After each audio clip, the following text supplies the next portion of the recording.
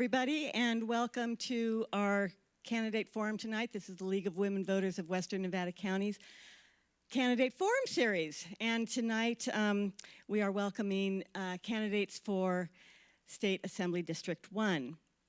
My name is Jan Bedane, and I am the Voter Services Chair for the League of Women Voters. And I want to thank you all for joining us, whether you're here in person or you're looking at this streaming or you're going to view it in a couple of days, which is possible.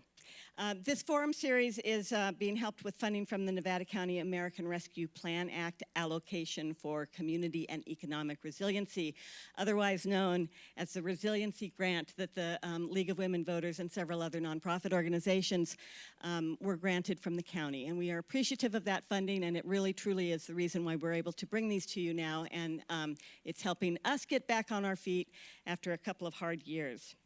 I want to thank our media partners tonight, the Union, Ubinet, and KNCO. Thank you very much for being here as always.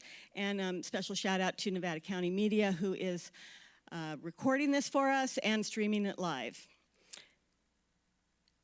I just want to let you know that we had intended tonight to have 3 candidates. But as you see, there are 2 candidates, Belle Sandwith and Kelly Tanner. Joshua Brown was also expected to be here, but I received notice from him last night that he was going to be unable to attend. And I regret also to say that Megan Dolly is not able to attend this forum as well. So we are down to 2 for State Assembly. We have one more forum coming up. That's for Assessor tomorrow night. And I just want to let you know that if you appreciate these forums, if you appreciate what the League of Women Voters is doing, please consider being a member. Go to our website and you can see how to become a member or just donate, and that's great too. We love bringing this stuff to you, and we appreciate any support that we can get, and we welcome new members. So with that, I'm going to turn it over to our moderator tonight, Mary Jane Hundergart. Mary Jane is a longtime League of Women Voters member, and she also directs the Youth in Government program up here. So over to Mary Jane. Hi, good evening. Need to push that, turn it on. There we go.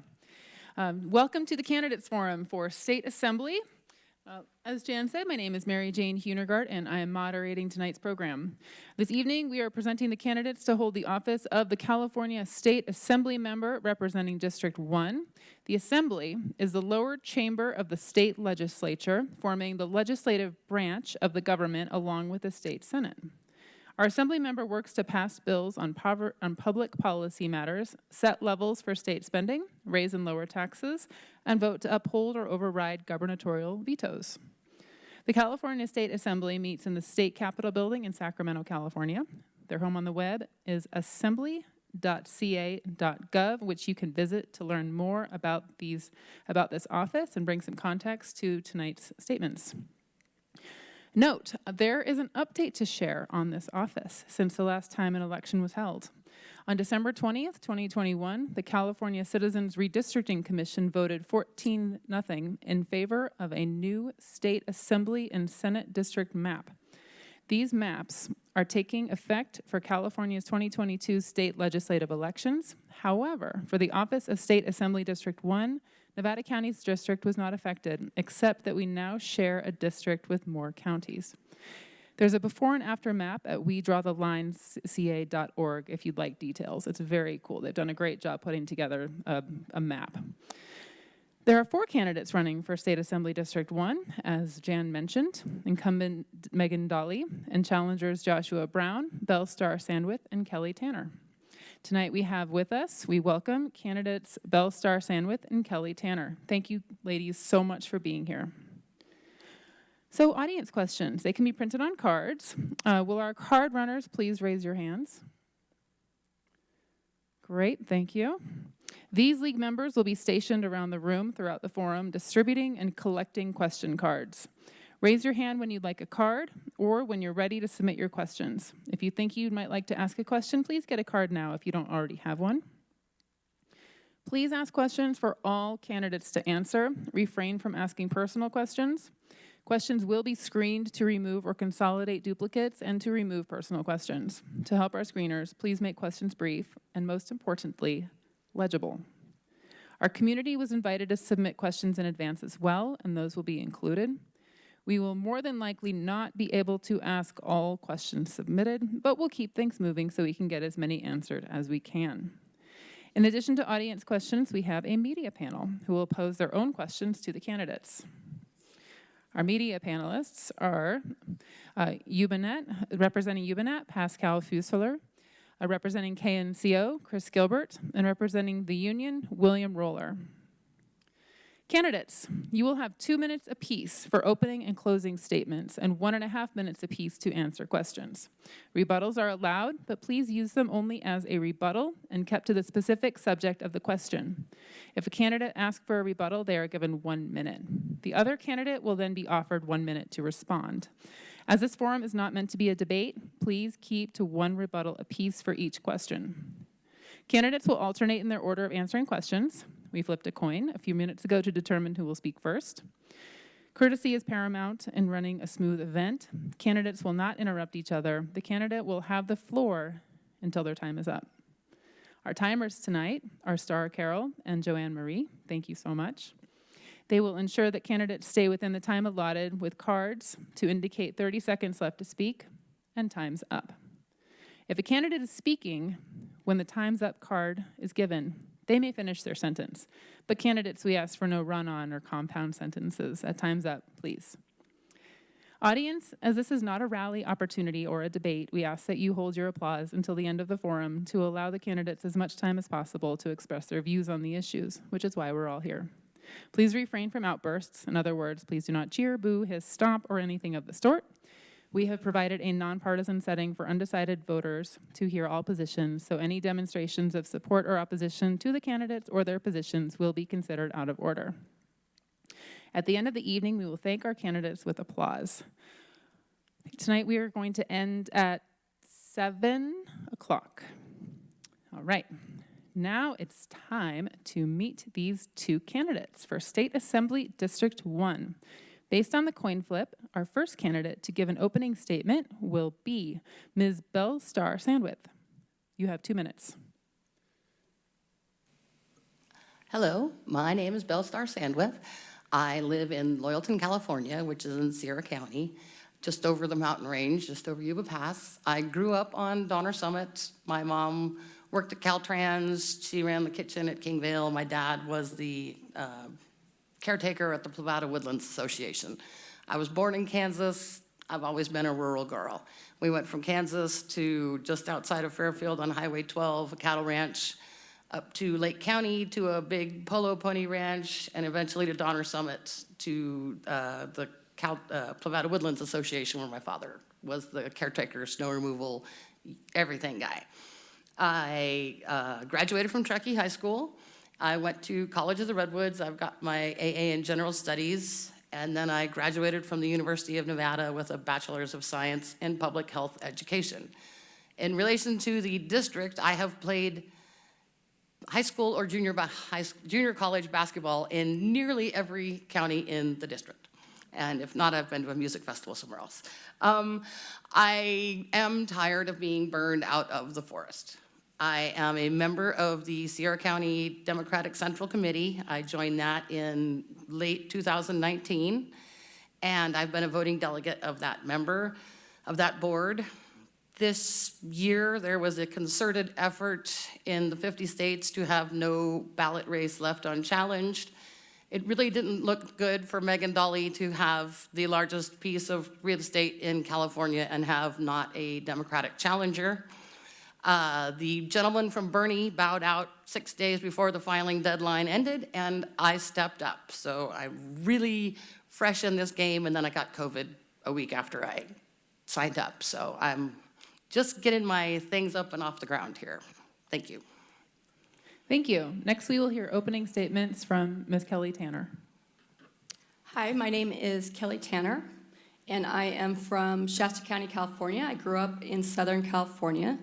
I live in a tiny community called Round Mountain, where my husband and my son, who's almost 5, is the now 6th generation to live on our family ranch. I went to BYU, where I got my undergrad in political science.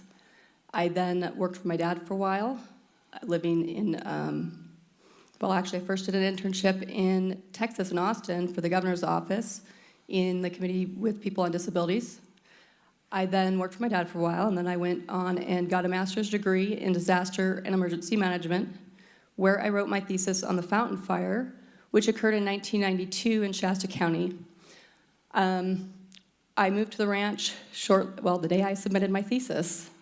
And shortly after, a project came in that threatened our community, which once burned in 1 hour.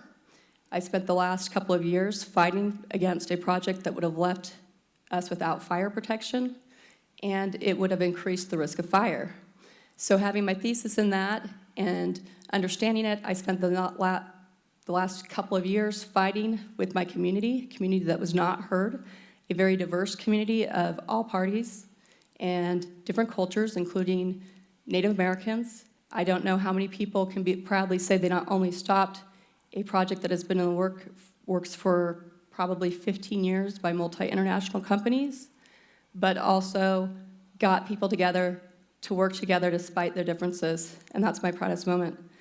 Like Belle, I didn't think that the incumbent deserved to go unchallenged, and she needed to remember that her job is to represent the people. We have a very large district, and I put 6,000 miles on my car just over the past, when was that, March 11th? I don't even know what day it is anymore.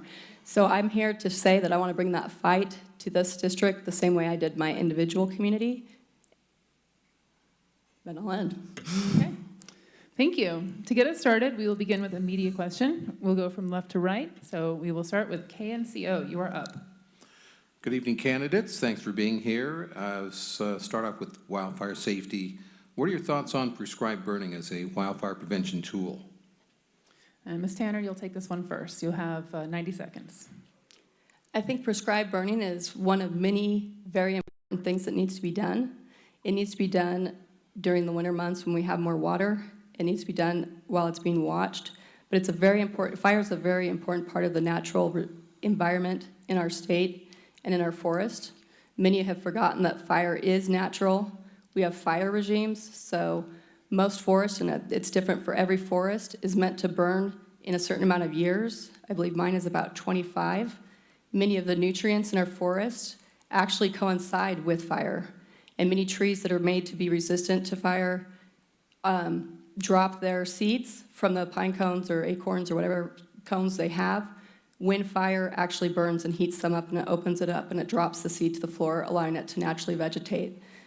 Our forests have gone, the management in our forests have been terrible, and fire is definitely one of the tools that needs to be used to get rid of the underbrush. And our forests should be looking like parks that are spaced out. They should not be heavily densely forested, which we all love, but it's not natural to the environment. The natural environment was taken away from us a long time ago, and we are fighting against that, and bringing fire back into the environment is a very important issue and tool to use to control and mitigate these fires. Thank you. Ms. Sandwith. I also agree definitely that prescribed fires are part of the solution. We need to look at the legacy trees in forests.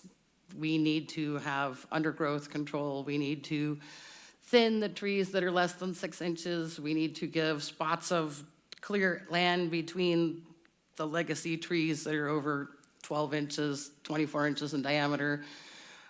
We need to, but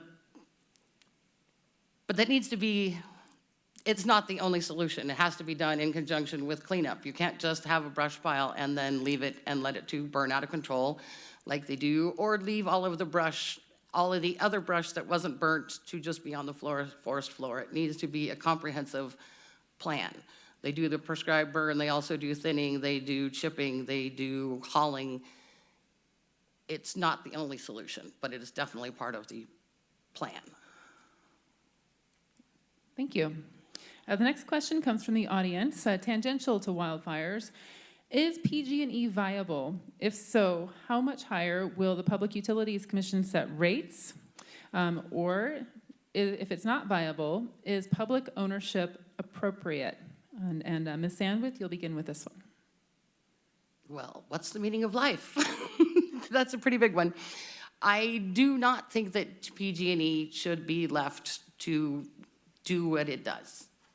I am lucky enough to not be under PG&E control in my electric utility server, but Sierra Valley suffers at the fires that do happen. All of the smoke ends up in Sierra Valley for about 6 weeks. We don't see the sun. And we cannot have this increase in rates that covers their problems. This is illegal, immoral, unacceptable. The town of Greenville is gone. A town is gone. Indian Falls is mostly gone.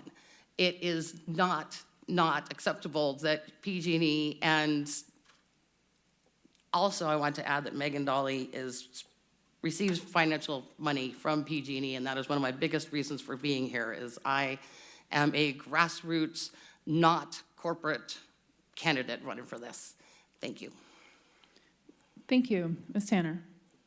Well, I think Belle and I can show that we can agree on some issues, and that we are not bought and paid for by electric utility companies. In fact, I just spent a lot of time fighting them. The first question was, is PG&E viable? I don't think it is.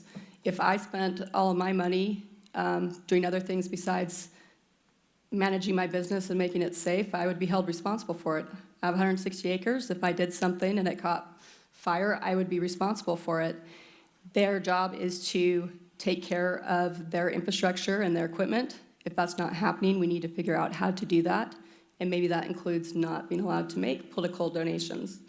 As for the rate increase, I imagine we will get a rate increase. Whether that's appropriate, I will agree again. That's not appropriate. Why is that my job to pay for their mistakes? But the concerning thing for me is not just that we have a utility regulation happening that's allowing this.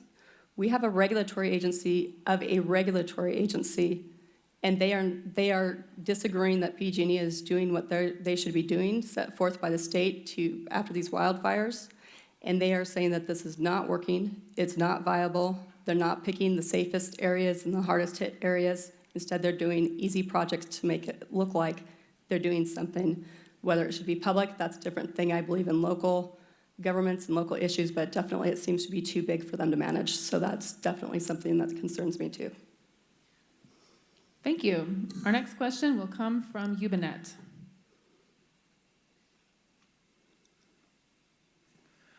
Good evening, candidates, and thank you for being here. Thank you for affording the courtesy of actually showing up here and asking for Nevada County's voters for their vote. It's important to actually show up. That's where it all starts. Yesterday, in light of the leaked first draft of the Supreme Court, the California State Senate and Assembly leaders held a press conference where they talked about coming up with a constitutional amendment to enshrine reproductive health in the California Constitution. If elected, would you vote to put this on the ballot? And if yes, why? If no, why?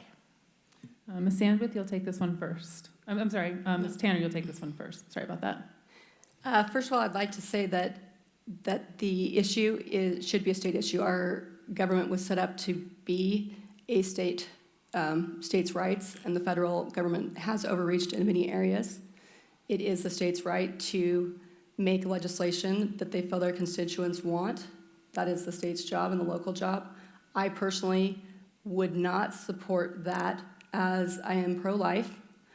I think every life is sacred, and I've had miscarriages. I've struggled with that. I don't agree that we should criminalize someone for having a miscarriage or other issues, but it's a very local issue and a state issue, and that's the way it should be, and it's constitutional, but it is a personal issue too. And doing so, many states have the right to either have abortions or not have abortions, and there will still be methods for you to have an abortion if you want one. But that is part of it. I personally would not, for my own reasoning, which is that I believe all life is sacred, and I do not follow the line that I do think that there are instances when it may be appropriate, including rape or the life of a mother, has to be considered. But as a whole, I do not like some of the legislation that I'm seeing right now. Thank you. Ms. Sandwith? I unequivocally support a woman's right to make her own choices, be it for a personal reason or because they have a grave health issue. It is a woman's body to do with what she wants to do. If they are so concerned about the life of the unborn, they should be just as concerned as soon as it becomes born. But there is no afterthought whatsoever in all of these laws barring abortion. They have only to do with imposing their judgment on someone else's body and then not caring at all about the life of the child as soon as it's born. There's cutting funding, there's no federal foster agencies. It's a hot button issue that only seeks to inflame people without looking at the down the road consequences. We're unfunding schools, we're unfunding health clinics, we're unfunding. We can't unfund and then just say, but you're gonna have it. That's just as cruel, to make something live a life of misery. Thank you. Okay, you may have 1 minute. I agree that the rights of a mother is very important. I have some health issues that I have to consider when I've had 2 miscarriages and a son. I would have gladly offered my life for my child's life, but I also should say that I have a severely disabled brother who could have been aborted under many laws. He is not a burden on my family. He will be taken care of by my parents and then me forever. But he has been the greatest blessing and the greatest gift to us and has taught me how to do what I do, how to be compassionate, how to understand and have empathy. And I do not like the idea of the thought that someone could have just said, well, he has a disability, his life doesn't matter. It does matter. Funding is an issue, but does it have to come from state? No, there's many nonprofits that can do that. Does it have to come from the federal government? No, there are other issues. But every life is important. It doesn't matter if you have a disability or some other issue, and it should not be used as a form of birth control. Thank you. Would you like a minute to rebut as well? No, I'm good. Okay, thank you. Okay, so the next question is an audience question, and just so I don't mix it up, Ms. Sandwith, you'll be taking this one first. So climate change is resulting in drought conditions and reduced Sierra snowpack. If you are elected, what will be your approach for managing water resources, and how would you balance the water needs of people with the water needs of the environment? And before you answer, I wanted to just follow that up with a question of whether you are in favor or opposed to the Centennial Dam on the Bear River, if you've heard of that project, and why or why not. Thank you. I have not heard about the Centennial Dam project. Climate change has changed. It's here. We now live in extreme weather. It's what it is. December was the wettest month in history, and then the following 47 days were the 47 driest days in the history of the Sierra snowpack. Water rights come from the snowpack. The snowpack comes from a healthy forest. Water, like all things, flows downhill. We have to protect the top of the mountain. We have to make the forest healthy. We have to stop the wildfires. The raging wildfires crystallize the earth so that the water doesn't penetrate. It rolls down, it brings silt, it clogs the rivers, it poisons the salmon. It's all about the health of the forest. Without a healthy forest, the snowpack doesn't exist. It runs down as runoff, and if it's all in runoff, there are no water rights. This District 1 contains most all of the snowpack for the state of California. And we are the water source for all of the agriculture downstream. And we have to keep our forests healthy in order to maintain our agricultural lifestyle. Thank you. Thank you. Ms. Tanner. First, I also have not heard about the Centennial Dam and need to be caught up on that. I've been hearing about the water issue in all places. Sorry about my microphone there. The climate has been changing. It's been changing forever. It often is cyclical. For those of you that do not know, right after the gold miners came, there were devastating floods in 1850, again in 1862. They discovered that they could depend on a flood almost every 10 years that devastated it, and we can see the bridges going into Sacramento that are elevated. It's for that reason it's wiped out completely flooded communities. As for the approach to manage water, the water needs of the environment and the people, there are great concerns that Bell is correct about. It comes from the top up. I was in Siskiyou County. They were discussing that wells are not going to be allowed to be used even for irrigation, not just agriculture. That is extremely concerning to me. We cannot protect our environment or our people without water. It is our livelihood. It is the environment's livelihood. We have a lot. I have 160 acres. I have natural springs that flow into it. When I irrigate my field, it gets into the groundwater and it goes down and it ends up eventually into the Pitt River and the water that gets down here in the south. And we need to understand the implications of policies. And again, those forests and those heavily densely forested areas are using a lot of that water. So, thank you. Thank you. Our next question comes from the union. Thank you. This question was briefly addressed, but I'd like to go a little bit deeper with Ms. Sandwith had alluded to it in her opening statement, but your opponent, incumbent Megan Dolly, is not only the incumbent, but she enjoys name recognition. What's your plan for defeating her, and what's she doing in office that you would do differently? Ms. Tanner, you'll go first. That's correct. There is name recognition, but I found that what works better than name recognition is meeting people, showing up, hearing them, listening. It's been quite effective for me. I've actually been endorsed by 5 out of 6 of the Republican Central Committees, which is unheard of with an incumbent. What would I do differently? I'm not really up to speed on what she's really doing. I don't hear from her. Emails and phone calls aren't taken. So my first thing that I would do is actually show up and listen. And I've been doing that consistently throughout this entire district, because how do you represent people if you don't listen to them? A representative's job is not to represent themselves. It is not to represent their self-interest. It is to represent the constituents, not their own self-interest. But how does a representative do that if they're not listening and they're not talking to their constituents, regardless of political party or affiliation? So I think the number one thing I would do is actually listen and show up, but then advocate for them and be visible and seen and heard so that they know that I actually do care and I do listen to each of them. Thank you. Ms. Sandwith. I have no name recognition other than Belle Star, because she was an outlaw queen. And I had a restaurant in Soda Springs for a short while. If you ate there, Belle Star is great food, cheap beer.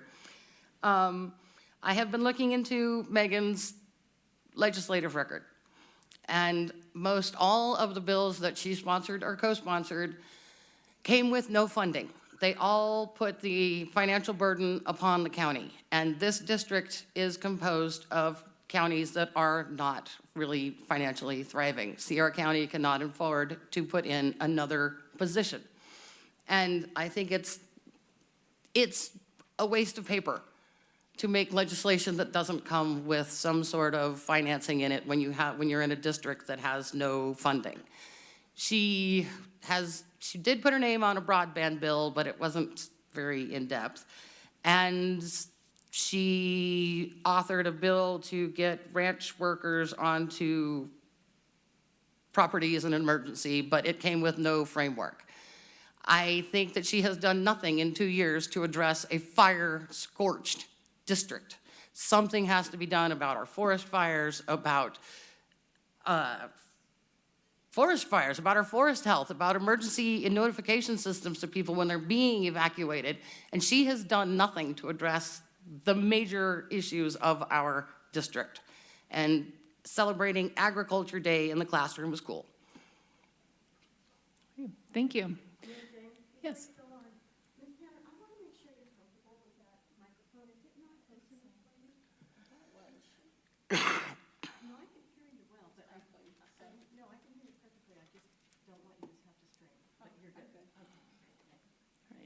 Thanks, Dan. No problem.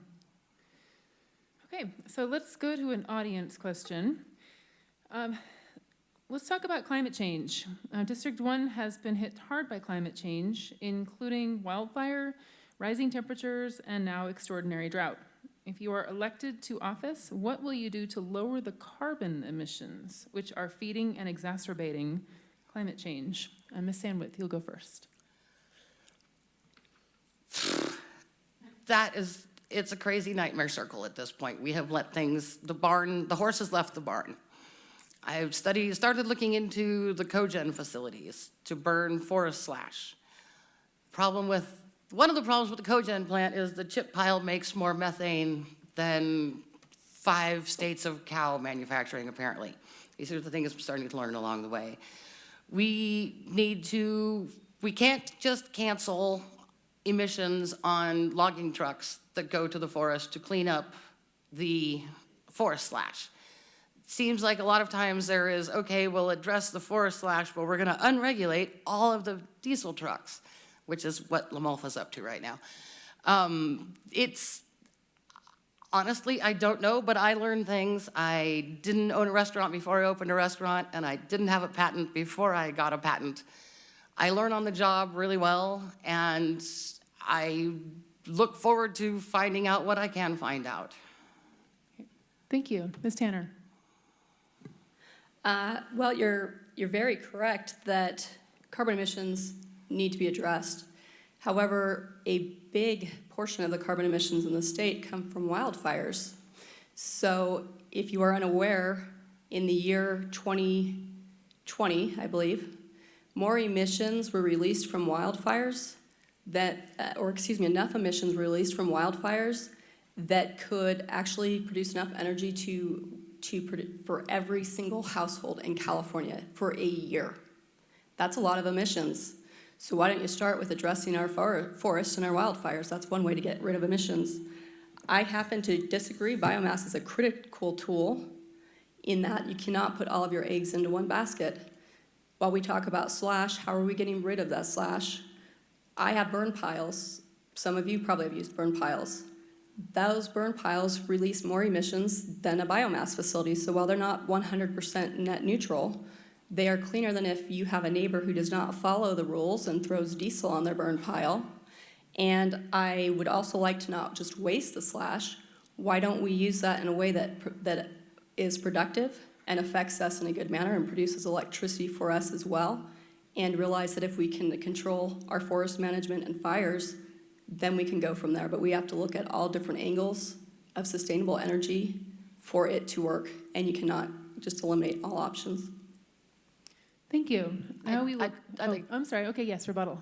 I'm not saying erase all cogen plants. I live 2 miles from one that has been fired, that has been online, offline, online, bankrupt, online, bankrupt. And it's very interesting for the people who live in communities right next to cogen plants, because you wonder, is he gonna go bankrupt again and leave this gigantic pile of logs for us to deal with again? And I know that biomass is a very important way to deal with the forest slash. It's the people who, like most things, it's the people who run the biomass plants that is the problem, I guess. That's what I'm worried about. Thank you. Ms. Tanner, did you want to rebuttal as well? So with biomass, and she does have concerns about whether it's shutting down or not, I also live near giant wind turbines already. I also wonder when they're working and when they're not, and when they're going to go bankrupt or not, as our project did that. But with biomass, it has to be done. So many different options have to be used. I'm not against turbines. But I am for smart, sustainable planning, and we are not looking ahead to the future to realize the implications of these plans. And these rural communities, our rural communities, both of us, we're footing some of that bill for everybody and doing our jobs. But there are limitations, and many companies with biomass, the laws and the restrictions are so tight that many foresters can't even get their slash to these biomass plants because of regulations. What they can burn and how much, and they're left for people. In Shingletown, they actually use a program where they pick up, or I don't know if they still do, but they used to, they pick up yard waste for people, so then they don't have to do burn piles and worry about out-of-scape burn piles and doing it wrong. Thank you. Our next question will come from the media. KNCO, you're up. Do you think lawmakers need to do more to bring down gas prices? If so, what would you suggest? Ms. Tanner, you'll take this first. I can unequivocally say that gas prices need to be addressed. As I said, I've put 6,000 miles on my car, and I don't want to look at my bills for how much I've paid. I can tell you where the gas stations in every county are the cheapest. So yes, we need to at least temporarily cut the gas tax to give relief to, especially to rural communities. I live 40 miles from the closest grocery store and from the closest gas station. What am I supposed to do about that? Should I receive the same compensation as someone who lives 1 mile from a grocery store? Is that fair? Is that equal? It's not really, but I'll say that Belle and I probably chose the wrong year to run regarding gas prices because it's really difficult. But we need to, part of that is getting a mixed basket of energy sources to use.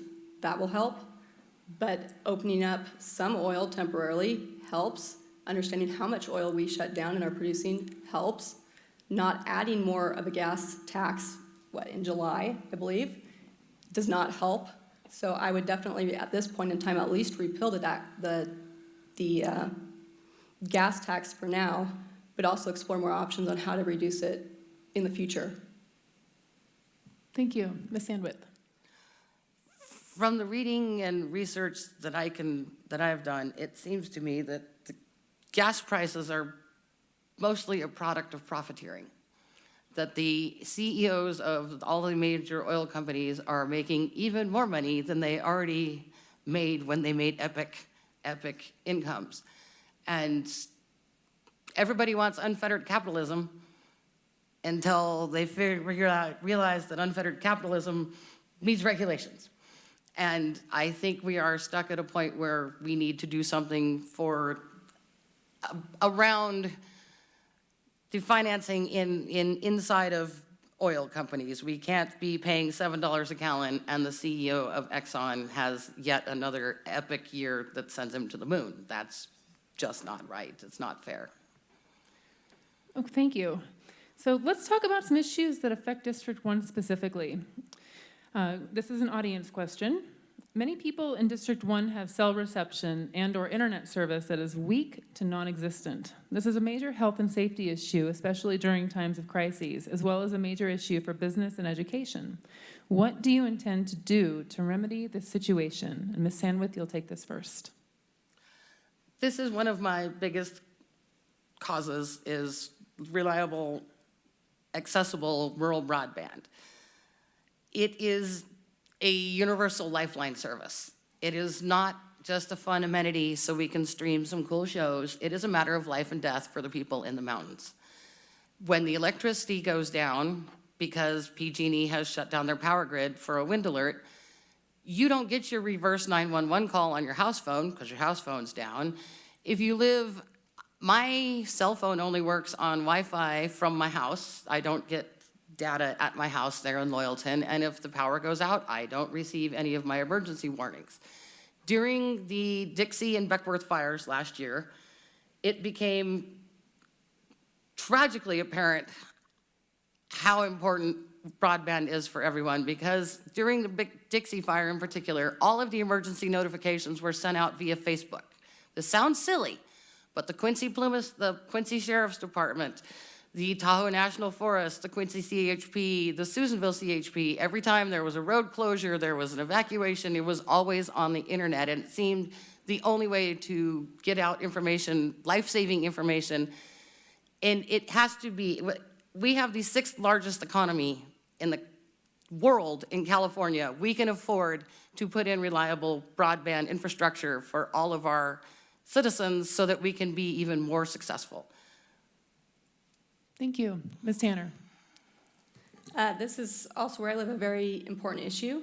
I'd first like to start with the digital divide. It's still a real issue. When I was an undergrad, I wrote my last paper on politics and the digital divide, which, if you aren't aware of that, is how many people have access to internet and who does not.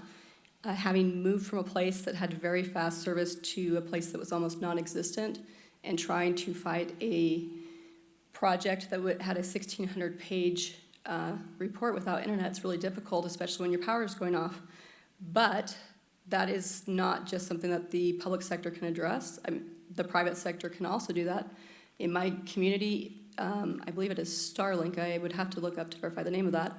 It is a program Elon Musk, I believe, is doing where he's putting smaller satellites up into the orbit. My neighbor gets faster internet than the city does.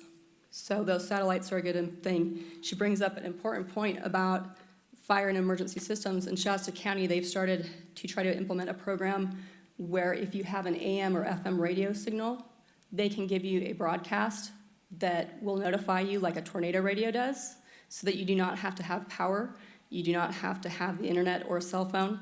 It will automatically give a signal just like the Weather Service would over a weather radio for tornado. And just after Paradise, they put in tornado sirens.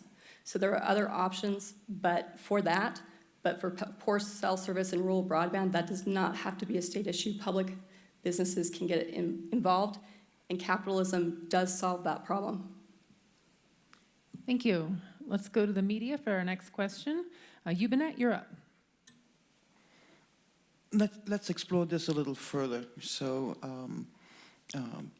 private corporations, public agencies helping with infrastructure.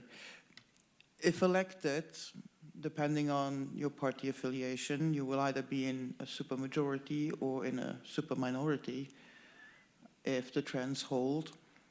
How will you work to get these priorities like broadband or like just infrastructure? How will you make sure that instead of the normal criteria, which is population density, that rural areas are more, that they get a fair share of the available funding? Because right now it's all population density. So how are you going to change that? Ms. Tanner, you're first on this one. It's a great question. I grew up in the city, and I understand city problems and country problems because of that. I also understand how to talk to both sides. The way you do that if you're in a super minority, which I would be in, is to actually facilitate conversations. It's what I did to stop my project. People need to understand the problems we face, just like in the inner city. They also have a digital divide and gap. They need to understand that digital divide and gap is preventing rural economies from growing. They're preventing businesses from expanding. And you have to use private and public options. I love private-public partnerships. They work more effectively than one or the other sometimes. But you have to get major players on board, and whether it comes from the private sector or the public sector, it doesn't really matter to me as long as not everyone is footing the bill for me. But along those lines, if you cannot go into office and have a conversation, if we continue to shout over each other instead of talk to each other, there's going to be a problem, and it's going to be a bigger problem, communication problem, than not having the internet. Thank you. Ms. Sandwith. I think that the internet and the broadband, it all leads to the health, it all incorporates into fire management and the health of the forest. And if we have no healthy forests, we have no healthy state. We have to, broadband and forest health are not separate from each other, and they're not, I don't even know where I was going with this, sorry. I will say that one of the most successful entities up in my neck of the woods is the Pluma Sierra Rural Electric Cooperative. And it is a not-for-profit, customer-based co-op that provides, I don't get to access it because I'm on main lines, but it provides really reliable internet at a fairly good speed and good, cheaper than Liberty and PG&E utility rates. Maybe it's time to look back into rural cooperatives more intently. And I'm a big lady with a big voice. I can talk, I can speak well, I can get along well with the other side, but I will not be cowed. And I like to stick to my... Right, thank you. And Ms. Tanner, I see you'd like a rebuttal. Yes, like her, I am not afraid of expressing my opinions or my side, and I'm not going to let go of my values or my beliefs. But this should not be about values and beliefs. This should be about issues that affect everybody. They affect everybody regardless of race, economic background, size of your community. It affects everybody. I do not agree that broadband has anything to do with fire, as fires have been fought since at least 1910 with the Forest Service. But the digital divide is real. Her co-op sounds like one option, but you do not have to go into a partisan issue. It does not have to be about partisanship. These issues affect everybody. It does not care what your political party is, neither do fires.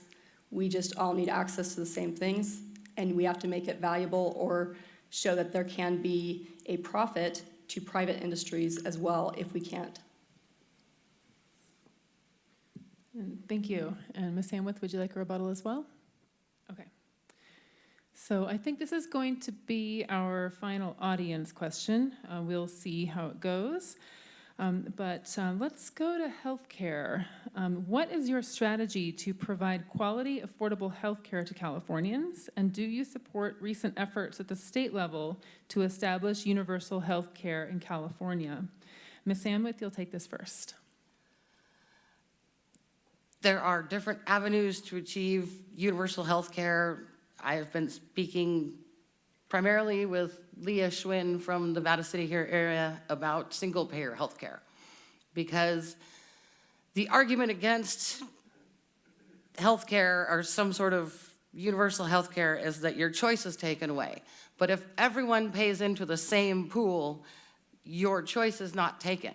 If all of the physicians pay into the same pool, but the profit and the managerial section is taken away, everyone still gets to go to their same doctor. You still have the same doctors in your same town. It's just that the money goes to, the payment goes to a different place and the structure comes from somewhere else. It's saying that you lose your choice is a false argument to a problem that is grievously affecting all of us at this point. I think that for-profits is not our best option.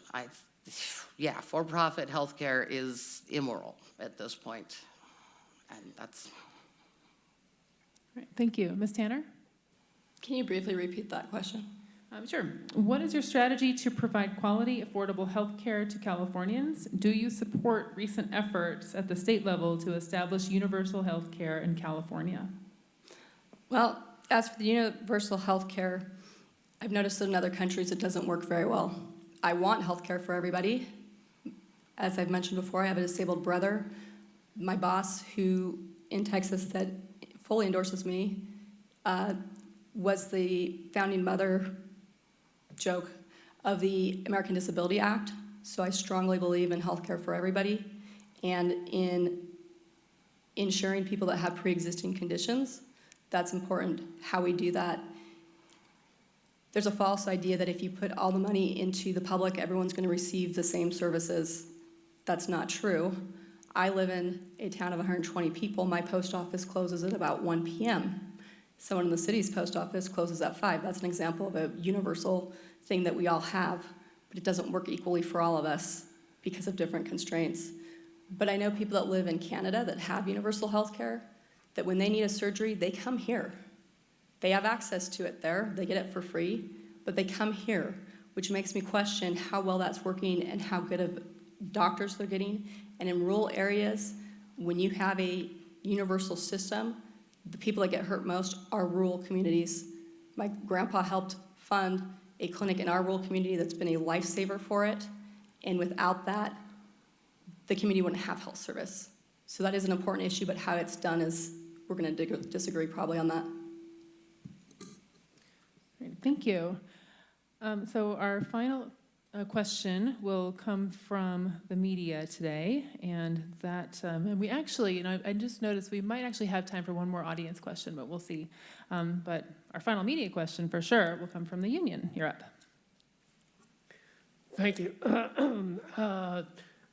President Joe Biden had a promise as part of his campaign to provide universal community college, and I wanted to ask you One of the biggest debts that many college students are dealing with today is an incredible debt that they carry. I was wondering, would you support any kind of statewide legislation that would retire student debt to help students obtain a degree and further their careers?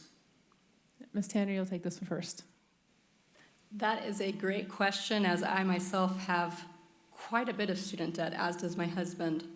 And while if legislation was passed that allowed me to get rid of that debt, I wouldn't give it back. I would not actually push for it. I signed a legal contract. I said that I would pay my debt, whether it was too expensive or misleading or whether colleges are too expensive, we could go there. But I signed up for that, and I knew what I was signing when I did. And if that's an issue that people don't know what the contracts they're signing, that's something. Would I propose legislation to that? No, I would want people to have better access to college education, but you don't need a college education to thrive. Some of the best industries and the best occupations. I'm the first one in my family to have a college education and a degree. My dad did very well in his own business. Trades do very well. Our communities need services. We need tradesmen, plumbers, carpenters, all sorts of things. You do not need the college education, but I do not support simply getting rid of all college debt, though right now with the economy the way it has been super beneficial to us to have that put on hold. But we need to restructure how debt is paid, maybe how these schools can charge. But I signed a contract. I knew what I signed up for. Thank you. Ms. Sandwith? I absolutely love the community colleges in this district. When I went to College of the Redwoods, it was $6 a credit up to 10 units, and then you could take as many units as you wanted on top of that, and it was $60. I don't necessarily think that California community colleges need to be scot-free, but you have to have a little skin in the game. $60. That was a lot of money to me to pay $60, but I went and I graduated.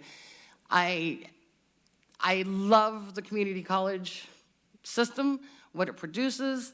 I do not love predatory loans. I think now that the lenders are, again, the whole for-profit comes into problem, and we went bankrupt, but and California had a huge problem with the private colleges, Carrington College, all of those. They were bad, they were devious, they lied when they took your money. And if there's predatory lending involved, if there is infactual, if they sign you up as a school and then they intentionally go bankrupt, they should definitely face consequences for their actions. I paid my student loans off because I paid them back 40 years later and they took half of what I owed. So that's one way you can do it. But, sorry. I really love our community college system. I love it, I love it, I love it. You can play sports, swim, whatever. And Ms. Tanner, did you want a rebuttal? Okay. I 100% agree with there should not be predatory student loans, and we've seen that happen. At the same time, I also question the regulation that we're receiving. They are regulated. Who's regulating them? Why are they becoming able to do that and profiteer off of that if there's all these regulations in place? So it's not just a private business problem. The government that has set regulation in place has not regulated them appropriately. They've allowed this to happen, and that needs to be addressed first and foremost before a student gets their loans to begin with. So I agree, we don't want predatory, and if they go bankrupt, that those students at those schools or those predatory lenders should receive something back like I would any other thing. But this isn't just a problem that was started because of a private business. The government didn't regulate it. Thank you. Ms. Sandwith, did you also want a rebuttal? Okay, so what the heck? Let's do one more question. This question will come from our audience. What do you plan to do about the out-of-control homeless situation? How much more money should or shouldn't be spent on it? Ms. Sandwith, you'll take this first. I do not know. I know that this is a whole huge problem here in Nevada City. You have your complex going up there on the hill above the Safeway. In January, had to stay at the motel there across from the Safeway at Brunswick. And you don't get much sleep because all night long, the homeless people are screaming and yelling in the neighborhood. I understand that it is a huge issue. Education, healthcare, a lot of people are homeless because they don't have enough for their healthcare or because of their mental health conditions. I got real mad when I saw that Governor Gavin Newsom wants to mandate mental health for homeless people when there isn't even mental health care services available for people with homes at this point. California has to revamp its mental health care program if we're all gonna make it out of this. Reagan took apart the state hospital. The closest mental health care facilities are all in Sacramento. I'm way too familiar with them for whatever reasons. My friend came back and didn't make it, and I hosted his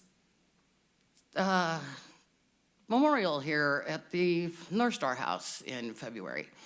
Mental health care has to be addressed in this state. It's the root cause of homelessness, would be my guess. Thank you. Ms. Tanner? First, I'd like to address that I do not believe that there should be a certain specific dollar amount that is used to be spent. I don't know how you would even calculate that figure one way or another. The first thing you would have to do is understand what the root is. I agree that mental health is a part of that. I don't know that it's completely responsible for it, but that is a very big issue. But in emergency management, the way I look at things is in most disasters, and I would say that this problem is a man-made disaster, and most disasters, natural or not, are man-made. It is, for every dollar you spend on mitigation, preventing this problem, you save $4 in actually responding to it and recovering it. And we right now don't even know how much we're spending to address this issue to begin with. The issues where you have hotels that are just giving free board is not the correct way to do this, because you're enabling, whether it is a mental health illness that needs to be addressed, whether they lost their home in a fire, whether they lost their home because they lost their job during COVID. There are many, many reasons doing this, and I have personal ties to people with mental health issues as well, and that she brings up very good points about that. But there is no dollar amount you can put on it until you understand where the problem comes from, and then understand how we're responding is actually affecting it. If we're enabling it and we're not helping people be self-reliant, that's not solving the problem or addressing it. People want to be on their feet, they want dignity, they need their problems addressed, whatever the root of it is. All right, thank you. It's time for closing statements. You'll have 2 minutes apiece. We'll begin closing statements with Ms. Bell-Star Sandwith. Well, thank you all so much for coming out here on this, one of the first loveliest days of the year so far. Thanks for coming to listen to us. I got into this, I have a knack for seeing solutions to other problems. I opened a forever failing restaurant space in Soda Springs and ran a successful restaurant out of it. I had too many shoulder surgeries and wore too many shoulder immobilizers, and I received a patent for a new, different type of shoulder immobilizer, and I'm currently trying to launch that business.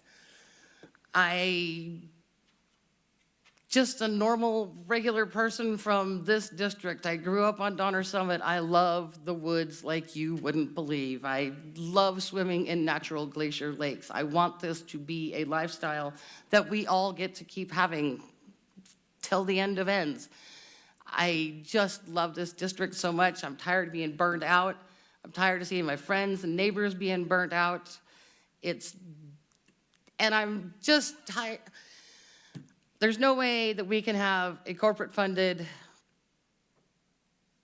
candidate, representative, represent us in the North State. We are the farthest thing as a district away from corporatized sponsorship. We are an individualistic district, and we need to keep that individuality. We cannot allow corporate interests to come in and finance how our legislation should be run in the northeast corner of this great state. That's all. Thank you. Thank you. Next, we'll hear closing statements from Ms. Kelly Tanner.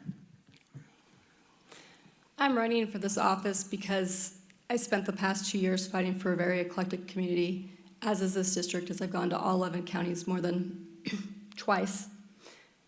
I'm hearing problems and issues are the same, but they affect us all locally in a different way. We need a leader, and when I say a leader, I don't mean a politician. We need a leader that stands up, fights for us, listens to us, understands us. That's lacking. That's not probably just in our district. It can probably be seen in the state and federal government as well. But in this district, as Belle just mentioned, fire is one of our greatest concerns. We are burning out. We're tired of it. My town burned an hour. But if you want to address fire, you need someone that understands fire. You need someone that understands how to mitigate. You need to have someone that understands how to fight big companies. I fought the unions. I fought the utility companies. I fought everybody in this project. But I also united people, and I didn't divide them. We need a leader. And a leader isn't someone that's focused on themselves. They're focused on us. They set the example. And that's where true leadership comes from. So if you want something different, if you like what you have, keep it, as they say. If you don't, we need a leader, someone that will listen, someone that shows up. They may not be able to get everything done, but they will fight. I bring that determination. The same dedication I brought to my community is what I offer you, because I do not make promises I will not keep. There's only one I can promise. That's that I will listen, that I'll show up and fight, and that I am a leader. I am a proven leader, and my community can tell you that. Thank you. Thank you. Thank you to the candidates for participating in this evening's forum. We may applause now. Before I give my brief closing remarks, I did want to mention that with Mr. Brown not participating, it made room for more questions to be asked in a shorter amount of time, hence our shorter format this morning. I hope that was okay with everyone. But I also wanted to thank now our media partners here this evening and Nevada County Media for streaming and recording this forum. And thank you to our audience for your excellent questions and courtesy. Note, our next and final forum to get voters ready for the June primary election is tomorrow, May 5th. Same time, same place, and will feature candidates for the office of Nevada County Assessor. Have a great night, everyone.